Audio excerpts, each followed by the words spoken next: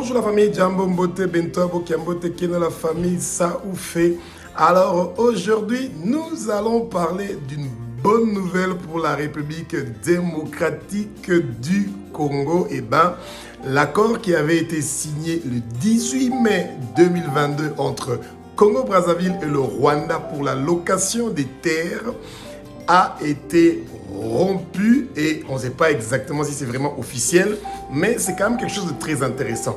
Pourquoi? Parce que au fait, les Congolais ont toujours eu, les Congolais de Kinshasa ont toujours eu très peur que le Rwanda allait faire une attaque contre Congo-Kinshasa en planifiant donc leur base au Congo-Brazzaville. Alors, donc le 18 mai 2022, le Rwanda va avoir un accord sud-sud avec Congo-Brazzaville où ils vont décider que 100 000 hectares de terres seront loués dans 3 différents départements de Congo-Brazzaville au Rwanda et notamment à la société qui s'appelle Crystal Venture, qui est une compagnie qui est très liée avec le gouvernement rwandais. Alors, sous l'appellation d'une compagnie de Congo-Brazzaville, eh ben, ils ont réussi à avoir ce deal-là, soi-disant, dans la coopération sud-sud et qu'ils ont obtenu donc 100 000 hectares de terres arables, donc agricoles, que le Rwanda pouvait exploiter donc au Congo-Brazzaville et ensuite de vendre des produits d'abord à Congo-Brazzaville et ensuite à d'autres pays africains. Donc c'était un deal très léchant. Nous savons nous tous qu'au Rwanda, il n'y a plus de terres qu'ils peuvent utiliser pour l'agriculture pour la simple raison que la densité de leur population a tellement augmenté que le Rwanda est saturé. Ça veut dire que pour qu'ils puissent cultiver, ils ont besoin des terres et le Rwanda n'a plus ces terres-là. Et comme ils sont en train de profiter du désordre et du chaos qu'il y a dans les pays voisins pour pouvoir utiliser leurs terres, les exploiter et ensuite leur retourner ça bien vidé. C'est intelligent.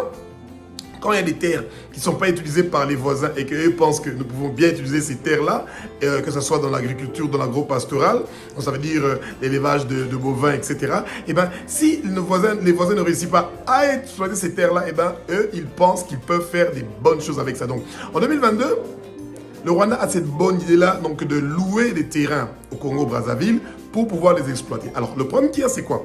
Et que à 70 km, donc 70 km de Brazzaville, eh ben, tout le littoral de Congo-Brazzaville qui est juste en face, c'est le territoire de Maluku. Et ben, l'ironie du sort est que le même Maluku dont on parle au Congo-Brazzaville, c'est le même Maluku dont on parle au Congo-Kinshasa. Et donc, c'est juste quelques kilomètres qui nous séparent de Congo-Brazzaville et de Congo-Kinshasa. Et ces deux zones-là de Maluku sont des zones donc industrielles. Et notamment, le Rwanda s'est acquéri des terres à 70 km de Brazzaville où ils pouvaient facilement, où ils peuvent jusqu'à présent, parce qu'on ne sait pas exactement si ce contrat-là a été annulé ou pas, mais que les Rwandais pouvaient, à partir de Congo-Brazzaville, facilement venir vers Congo-Kinshasa et faire ce dont ils avaient donc besoin. Et donc, pour l'entente de ces deux pays-là, c'était pas une très bonne chose que le Congo-Brazzaville a soifé de vouloir gagner de l'argent apparemment. Parce que pourquoi le Congo-Brazzaville devrait lui-même, au lieu d'exploiter ses terres agricoles, le faire louer à des compagnies rwandaises? Point d'interrogation. Et donc, la compagnie Crystal Venture, une compagnie rwandaise qui est très proche du gouvernement, va recevoir donc une offre de pouvoir donc louer 100 000 hectares. Finalement, ça ne sera pas 100 000 hectares, ça sera 12 000 hectares. Et bizarrement, dans ce contrat-là, s'ils n'avaient pas donc utilisé ces terrains-là ou commencé à exploiter ces terrains-là avant le 8 décembre 2024, et ben ce contrat-là allait être résilié. Et jusqu'à preuve de contraire, jusqu'au 8 décembre 2024, et ben ces terrains-là n'ont pas été donc utilisés. Alors, le souci qu'il y a est celui de savoir, est-ce que c'était que ces terrains-là étaient destinés pour faire l'agriculture, ou comme ils étaient en train de le dire, ou c'était un positionnement pour se préparer à avoir la facilité de passer de l'autre côté du Congo pour pouvoir venir et visiter Kinshasa. Vous savez, et chaque fois que le Congo était en train de sentir, que Kinshasa était en train de sentir qu'ils étaient menacés, eh ben, ils pensaient toujours que ça va venir, le danger va venir de nos voisins qui sont au Congo-Brazzaville. Et c'est pour ça que les relations entre le Congo-Brazzaville et Congo-Kinshasa ont eu de la froideur à cause de cette affaire-là des terres rwandaises. Vous voyez? Et donc, ça, c'est quand même un souci. Alors maintenant, la question qu'on doit se poser est que nous savons qu'il y a certains pays africains qui sont des spécialistes dans la vengeance. On a vu ça au Congo.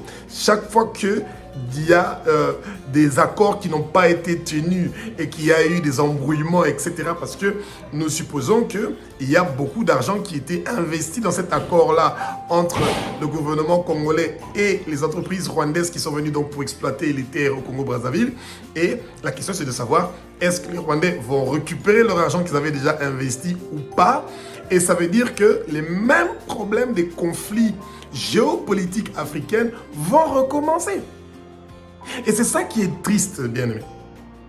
Que les Africains, d'une manière ou d'une autre, ils ne réussissent pas à s'entendre pour pouvoir réussir donc à résoudre leurs indifférences. Et chaque fois, il y a la tollée médiatique, etc.